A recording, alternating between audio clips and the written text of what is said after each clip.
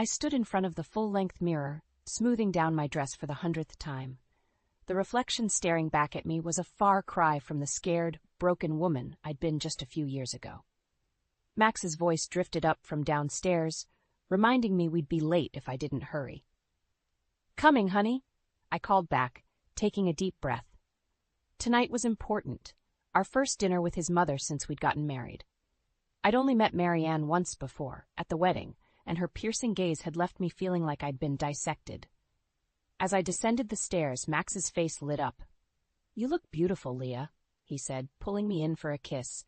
I relaxed into his embrace, savoring the feeling of safety and love, something I'd never truly known before him. "Thanks," I murmured. "I just hope your mother approves." Max chuckled. "Don't worry about her. She'll love you once she gets to know you." If only I'd known then how wrong he was. The drive to Marianne's sprawling Victorian home was quiet, my stomach churning with nerves. As we pulled up, I noticed the meticulously manicured lawn and the gleaming Mercedes in the driveway. "Ready?" Max asked, squeezing my hand. I nodded, plastering on a smile, as I'll ever be. Marianne answered the door herself, perfectly coiffed and wearing a string of pearls that probably cost more than our car. "Maxwell, darling," she cooed, air-kissing his cheeks. Her gaze slid to me, and I swore the temperature dropped 10 degrees. "Leah, how? Nice to see you again." "Thank you for having us, Marianne," I said, willing my voice not to shake. She ushered us inside, and I marveled at the opulent decor. Family portraits lined the walls, generations of stern-faced men and women staring down at us. "Dinner's nearly ready," Marianne announced. "Maxwell, why don't you pour us some wine?" As Max headed to the bar cart, Marianne turned to me. "So, Leah," she said, her voice dripping with false sweetness, "tell me about your family. What does your father do?" I swallowed hard. He works in construction. My mom's a teacher." Marianne's lips thinned. "How quaint. And you? What is it you do again?" "I'm a social worker," I replied, lifting my chin. "I help families in crisis." She laughed, a brittle sound. "Well, I suppose someone has to do it." Max returned with our drinks, oblivious to the tension. "What are we talking about?" "Oh, just getting to know your lovely wife better," Marianne said, her smile not reaching her eyes. "Did you know her father's in construction, dear? Isn't that fascinating?" I saw a flicker of discomfort cross Max's face, but he quickly covered it. "Leah's family is wonderful, Mother. You'd like them if you met them," Marianne hummed noncommittally. "Well, shall we eat?" Throughout dinner, Marianne peppered me with questions about my background, each one feeling like a subtle jab. I answered as politely as I could, but my patience was wearing thin. "So when can we expect some grandchildren?" Marianne asked suddenly, setting down her fork. I choked on my wine. "I'm sorry?" "Children, dear. Surely you two are planning on starting a family soon? Maxwell isn't getting any younger, you know." Max cleared his throat. "Mother, we've only been married a few months. There's plenty of time for that." Marianne's eyes narrowed. "Nonsense. The Caldwell name needs to be carried on. You do want children, don't you, Leah?" I felt trapped, all eyes on me. "We haven't really discussed it yet," I managed. "Well, you'd better get to it," Marianne said sharply. "A woman your age, fertility doesn't last forever." "Mother," Max warned, but the damage was done. I stood abruptly, my chair scraping against the floor. "Excuse me," I muttered, fleeing to the bathroom. As I splashed cold water on my face, I stared at my reflection. What had I gotten myself into? Max had seemed so different from the men in my past, kind, supportive, loving. But now, faced with his mother's clear disdain, I wondered if I'd made a terrible mistake. A soft knock at the door startled me. "Leah?" Max called. "Are you okay?" I took a deep breath, steeling myself. It was time to have a serious talk with my husband about where we stood and what kind of future we really had together. The weeks following that disastrous dinner with Marianne were tense. Max and I tiptoed around each other, the elephant in the room growing larger by the day. I knew we needed to talk, but every time I tried to broach the subject, Max found an excuse to change the topic or leave the room. It all came to a head one Sunday afternoon. I was folding laundry when Max's phone buzzed on the nightstand. I glanced over, not meaning to pry, but the name on the screen made my blood run cold. "Mother." Before I could look away, the message preview popped up. "Have you talked to Leah about children yet? Time is running out." My hands shook as I set down the shirt I'd been folding. Max, I called out, my voice sharper than I'd intended. He appeared in the doorway, a wary expression on his face. What's wrong? I pointed to his phone. Care to explain why your mother is texting you about our reproductive plans? Max's face paled. He snatched up the phone, quickly reading the message. Leah, I can explain. Please do, I said, crossing my arms. Because from where I'm standing, it looks like you and your mother have been discussing our private life behind my back. He ran a hand through his hair, a nervous habit I'd come to recognize. It's not like that. She's just concerned. Concerned? I echoed incredulously. Max, she's obsessed. And you're enabling her. She means well, he protested weakly. She just wants us to be happy. I laughed. A bitter sound. Happy? You think pressuring me into having a baby I'm not ready for will make me happy? Max's expression hardened. And when will you be ready, Leah? We're not getting any younger. Don't you want a family? His words hit me like a slap. Of course I do, I said quietly, but on our terms, not your mother's. My mother has nothing to do with this, Max insisted, but I could see the lie in his eyes. Really? Then why is she texting you about it? Why are you discussing our personal decisions with her at all? Max's jaw clenched. She's family, Leah. She has a right to know. No, I cut him off. She doesn't. This is between you and me, or at least it should be. We stared at each other for a long moment, the gulf between us widening with each passing second. Finally, Max spoke, his voice low and dangerous. Maybe my mother's right. Maybe you're not the right person to carry on the Caldwell name after all. I recoiled as if he'd struck me. What's that supposed to mean? It means, he said slowly, that I'm starting to wonder if I made a mistake marrying someone so different from us. The words hung in the air, heavy and suffocating. I felt my world tilting on its axis, everything I thought I knew about my husband crumbling before my eyes. Get out, I whispered. Max blinked. What? Get out, I shouted, grabbing the nearest object, a framed photo of our wedding day, and hurling it at him. It shattered against the wall as he ducked. I need time to think, and I can't do that with you here. For a moment, I thought he might argue, but then he nodded stiffly, grabbing his keys and wallet. I'll stay at my mother's tonight, he said. We can talk tomorrow when we've both calmed down. As the front door slammed behind him, I sank to the floor, surrounded by the remnants of our broken picture frame. How had things gone so wrong so quickly? And more importantly, what was I going to do now? My phone buzzed, and I reached for it mechanically. A text from Marianne flashed across the screen. Max told me what happened. You're making a big mistake, dear. Come over tomorrow, and we'll sort this all out. I stared at the message, a cold fury building in my chest. No more playing nice, no more trying to please everyone. It was time to stand up for myself, even if it meant losing everything I thought I wanted. With shaking fingers, I typed out a reply. Stay out of my marriage, Marianne. This is your only warning. As I hit send, I knew I'd just declared war. And I had no idea if I was ready for the battle ahead. The weeks after my confrontation with Max were a blur of tense silences and forced politeness. We'd reached an uneasy truce, but the weight of unspoken words hung heavy between us. I knew we were both waiting for the other shoe to drop. It finally did on a crisp autumn morning.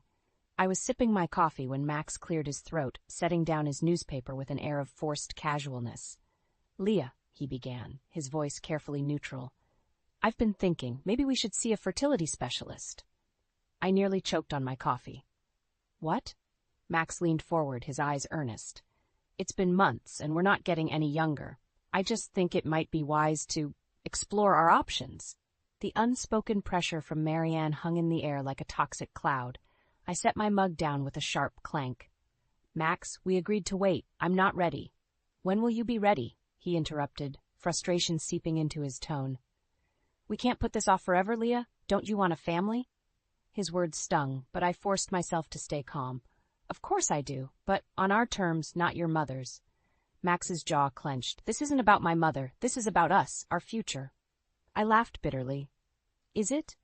Because it feels an awful lot like it's about appeasing Marianne and her obsession with continuing the Caldwell line. That's not fair, Max protested, but I could see the flicker of guilt in his eyes. Isn't it? I challenged. Then why the sudden urgency? Why can't we just let things happen naturally? Max ran a hand through his hair, a telltale sign of his agitation. Because we don't have the luxury of time. Look, I've already made an appointment with Dr. Reeves. She's the best fertility specialist in the city. I felt like I'd been slapped. You what? Without even discussing it with me first? I knew you'd react like this, Max said, his voice rising. That's why I didn't tell you. Sometimes, Leah, you need a little push. A push, I echoed incredulously. This isn't a push, Max. This is a shove off a cliff. We glared at each other across the kitchen table, the distance between us seeming to grow with each passing second. Finally, I took a deep breath, forcing my voice to remain steady. Fine, I said. I'll go to the appointment. Max's face lit up. Really? Leah, that's wonderful. I held up a hand, silencing him. I'm not finished. I'll go, but on one condition. Your mother stays out of this. Completely. No more discussions about our private life. No more helpful suggestions. This is between you and me. Agreed? Max hesitated, and I saw the struggle play out across his face. Finally, he nodded. Agreed. The appointment was set for the following week. As I sat in Dr. Reeves' sterile office, listening to her explain the battery of tests we'd need to undergo, I couldn't shake the feeling that I was losing control of my own life. Max, on the other hand, was practically vibrating with enthusiasm. He peppered the doctor with questions about success rates and treatment options, while I sat in numb silence. As we left the clinic, a wave of nausea hit me. I barely made it to a nearby trash can before emptying the contents of my stomach. Leah, Max exclaimed, rushing to my side. Are you all right? I wiped my mouth, a strange calm settling over me. I'm fine, I said. Just a bit of nerves, I guess. But as Max helped me to the car, chattering excitedly about next steps, a realization dawned on me. The nausea, the fatigue I'd been feeling lately, it couldn't be. Could it? I placed a hand on my stomach, a mix of fear and wonder coursing through me. If I was right, everything was about to change, and I had no idea if I was ready for what was coming. As we pulled into our driveway, I turned to Max, my heart pounding. We need to talk, I said, my voice barely above a whisper. I think I might be pregnant. The day of our 20-week ultrasound arrived with a mix of excitement and trepidation. Max and I had barely spoken about the pregnancy, tiptoeing around each other like strangers sharing a house. As we sat in the waiting room, I could feel the tension radiating off him in waves. Mr. and Mrs. Caldwell? The technician called, her smile bright and oblivious to the undercurrent between us. We followed her into the dimly lit room, and I settled onto the exam table. Max stood awkwardly by my side, his hands shoved deep in his pockets. Are you ready to see your baby? The technician asked cheerfully. I nodded, not trusting my voice. As she spread the cold gel on my stomach, I reached for Max's hand out of habit. He hesitated for a moment before taking it, his grip loose and uncomfortable. The room filled with the rapid whoosh-whoosh of our baby's heartbeat. Despite everything, tears sprang to my eyes. That's our baby, I whispered, glancing at Max. His face was unreadable, eyes fixed on the grainy image on the screen. Is everything normal? He asked, his voice tight. The technician nodded, moving the wand across my belly. Everything looks perfect. Would you like to know the gender? I felt Max stiffen beside me. We hadn't discussed whether we wanted to find out, but suddenly I needed to know. Yes, I said firmly, squeezing Max's hand. We'd like to know. The technician smiled, adjusting the image. Congratulations, you're having a little girl. The world seemed to tilt on its axis. A girl. My daughter. I felt a surge of love so powerful it took my breath away, but Max's hand had gone limp in mine. I turned to look at him, and the expression on his face made my blood run cold. Disappointment, anger, maybe even disgust? A girl? He repeated, his voice flat. The technician, sensing the shift in mood, quickly wrapped up the appointment. As we left the clinic, the silence between us was deafening. In the car, I couldn't hold back anymore. Max, talk to me. What's going on? He gripped the steering wheel so tightly his knuckles turned white. It's nothing. I guess I was hoping for a boy. Hoping? Max, this is our child, our daughter. How can you be disappointed? He sighed heavily. You don't understand, Leah. In my family, the firstborn has always been a son. It's tradition. It's expected. I felt like I'd been slapped. Expected? By who? Your mother? Max's jaw clenched. This isn't about my mother. It's about carrying on the Caldwell name, the legacy. Stop the car, I said quietly. What? I said, stop the car! I shouted. Max pulled over and I fumbled with my seatbelt, desperate for air. As I stumbled out onto the sidewalk, Max called after me, "Leah, where are you going?" I whirled to face him, fury and heartbreak warring inside me. "How dare you," I hissed. "How dare you taint this moment, this miracle, with your outdated sexist expectations? This is our daughter, Max, a living, breathing part of both of us. And if you can't see how precious that is, then maybe we've made a terrible mistake." Max's face paled. "Leah, you don't mean that. Come on, let's go home and talk about this." But I was already backing away, shaking my head. I can't go back to that house, not right now. I need time to think." As I turned and walked away, I heard Max call out behind me, his voice tinged with panic. But I didn't look back. My hand rested protectively on my stomach, where my daughter, my perfect, beautiful daughter, was growing. In that moment, I knew with absolute certainty that everything had changed. The life I thought I wanted, the future I had planned with Max, it was all crumbling around me. And as the first tears began to fall, I realized I had a choice to make, one that would determine not just my future, but my daughter's as well. I spent the night at my parents' house, ignoring the constant buzzing of my phone as Max tried to reach me. By morning, I felt hollowed out but resolute. I had to face this head-on. When I returned home, Max was waiting, his face a mask of concern and guilt. "Leah, I'm so sorry, I didn't mean." I held up a hand, silencing him. "We need to talk, but not now. Your mother's coming over, isn't she?" Max nodded, looking sheepish. "I told her about the baby. She insisted on coming."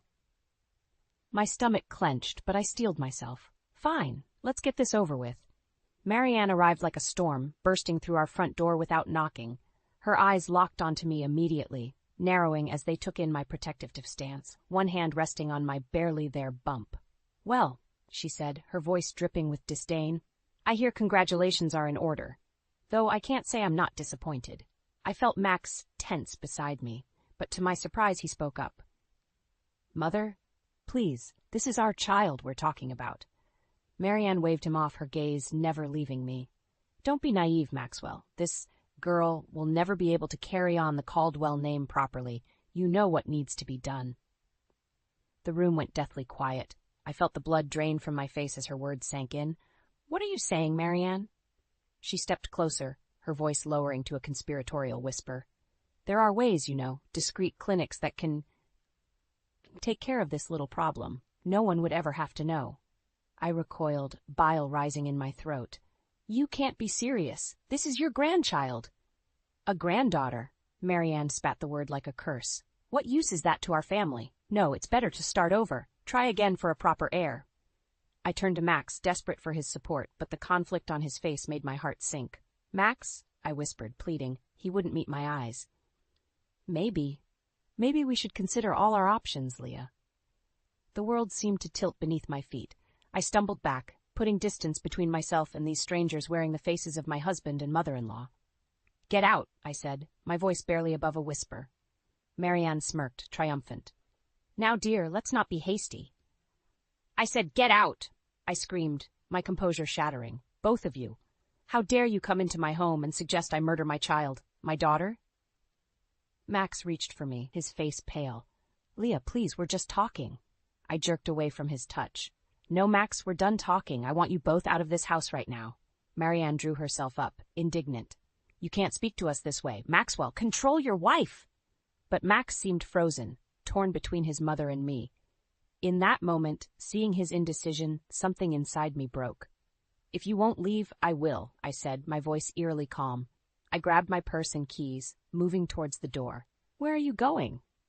Max called after me, panic edging into his voice. I paused at the threshold, one hand on my stomach, the other on the doorknob. Somewhere safe. Somewhere my daughter will be loved and valued no matter what.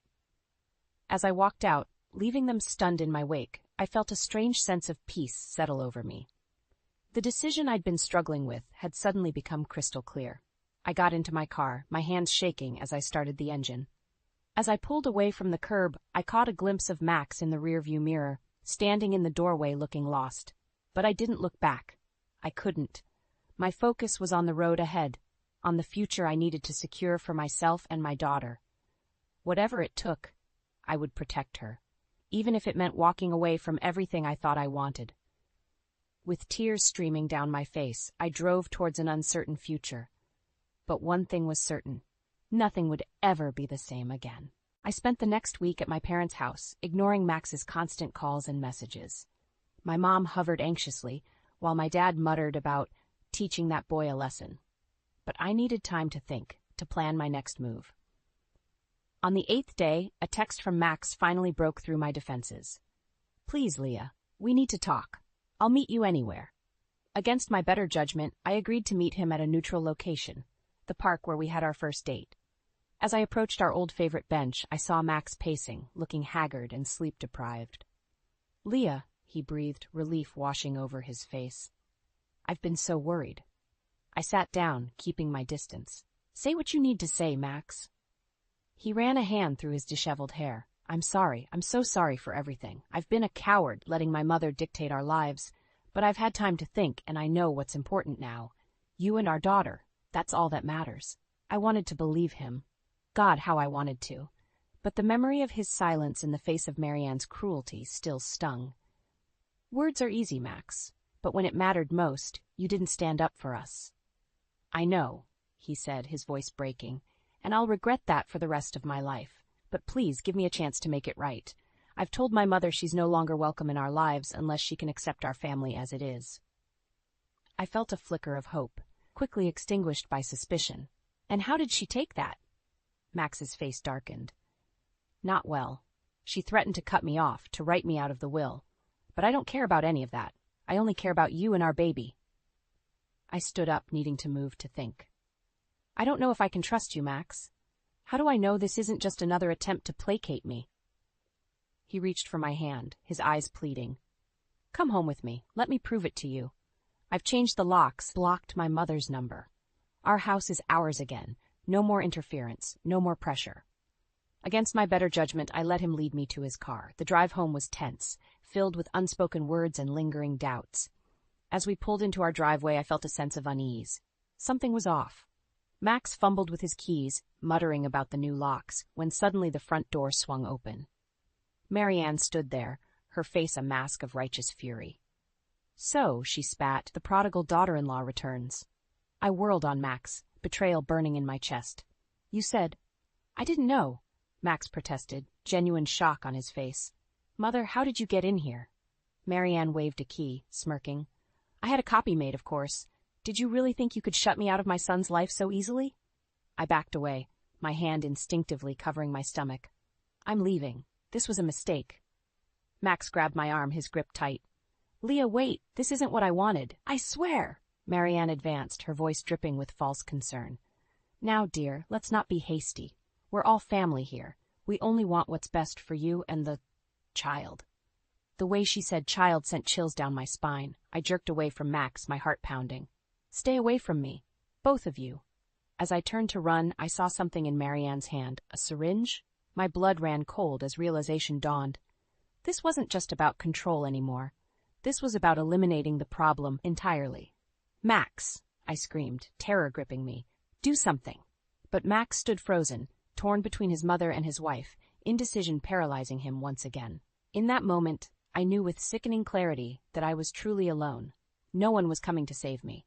If I wanted to protect myself and my daughter, I would have to do it myself. With a surge of adrenaline, I shoved past Marianne and ran, my only thought to get as far away from this nightmare as possible. Behind me, I heard Max calling my name, but I didn't look back.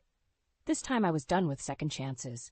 It was time to save myself. I stumbled into my parents' house, gasping for air, my heart pounding. My mom rushed to me, her face etched with concern. "Leah, honey, what happened?" Through sobs, I recounted the horrifying scene at Max's house. My dad's face darkened with each word, his fists clenching at his sides. "That's it," he growled. "I'm calling the police." "No," I cried, grabbing his arm. "We can't. Not yet. I need help." That's when my mom mentioned Paul. "Remember Paul Hawkins? He's a lawyer now, specializing in family law. Maybe he could help." The name stirred something in my memory, a kind smile, a steadfast presence from my youth. I nodded, desperate for any lifeline. "Call him, please." Paul arrived within the hour, his familiar face now etched with lines of experience and concern. As soon as he saw me, his professional demeanor softened. Leah, he said gently, I'm so sorry you're going through this, but I promise we're going to fight for you and your daughter. Over the next few days, Paul became my rock. We pored over legal documents, building a case not just for divorce, but for a restraining order against both Max and Marianne. Paul's quiet strength and unwavering support gave me the courage to face what lay ahead. We need to move fast, Paul explained one evening, his voice tight with urgency. Max's family has connections. If we don't act now, they might try to manipulate the system. I nodded, feeling a strange mix of fear and determination. What do we do? Paul leaned forward, his eyes intense. We go on the offensive. I've gathered evidence of Marianne's threats, Max's complicity. We'll file for emergency custody and a protection order. But Leah, he paused, taking my hand, are you ready for what comes next? This won't be easy. I placed my other hand over my growing belly, feeling a fierce protectiveness surge through me. I have to be ready. For her. The next morning, as Paul and I prepared to leave for the courthouse, my phone buzzed with a message from Max. Please, Leah, don't do this. We can work it out. For the sake of our family. I showed Paul the message, my hands shaking. He frowned, reading it twice before looking up at me. This could be a trap, Leah. We need to be careful. But something in Max's words tugged at my heart. Despite everything, a small part of me still hoped for reconciliation, for the family I dreamed of. I need to see him, I said, my voice barely a whisper. One last time, to look him in the eye and know for sure. Paul's face tightened with concern. Leah, it's not safe. Let me handle this legally. No, I interrupted, a sudden clarity washing over me. I need to do this. For closure, for strength. I need to face him on my terms. After a long moment, Paul nodded reluctantly. All right, but I'm coming with you, and we do this my way. Controlled environment, witnesses present. As we drove to the agreed-upon meeting place, a busy cafe in the center of town, I felt a strange calm settle over me. This was it, the moment that would define my future, my daughter's future. We entered the cafe, and I saw Max immediately. He looked haggard, his eyes red-rimmed and desperate. As I approached, flanked by Paul and my pair, Max stood, reaching out to me. Leah, please. But before he could finish, the cafe door burst open. Marianne stormed in, her face contorted with rage. You ungrateful little tramp, she screeched, lunging towards me. In that moment, time seemed to slow. I saw Paul move to intercept her, saw my father step protectively in front of me. But it was Max's reaction that froze me in place. He stood there, paralyzed once again, torn between his mother and his wife. And in his indecision, I saw my future laid bare. As chaos erupted around us, I made my choice. No more wavering, no more second chances. It was time to fight for the life my daughter deserved, with or without Max by my side. The cafe erupted into chaos. Marianne's shriek cut through the air as she lunged at me, her eyes wild with rage. Paul moved swiftly, placing himself between us, while my father pulled me back protectively. That's enough, Paul's voice boomed, silencing the room. He turned to Max, who stood frozen, his face a mask of indecision. Control your mother, or I'll have her arrested for assault.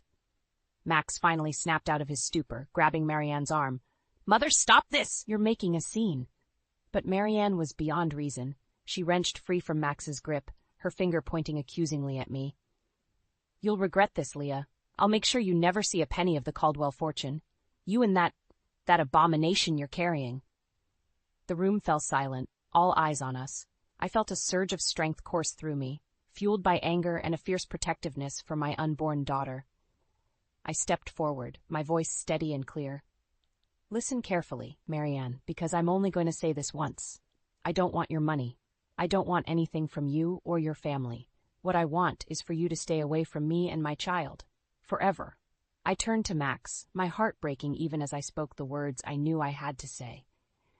And you, Max. I loved you. I thought we had a future together, but I see now that you'll never be strong enough to stand up to her, to stand up for us. Max's face crumpled. Leah, please. I can change. We can work this out. No, I interrupted, my resolve strengthening with each word. We can't. I won't raise my daughter in a home where she's seen as less than, where her worth is determined by her gender. She deserves better. I deserve better. Paul stepped forward, placing a comforting hand on my shoulder. Mr. Caldwell, Mrs. Caldwell, I have here a set of divorce papers and a restraining order. I strongly suggest you sign them now, or we'll be forced to take this matter to court.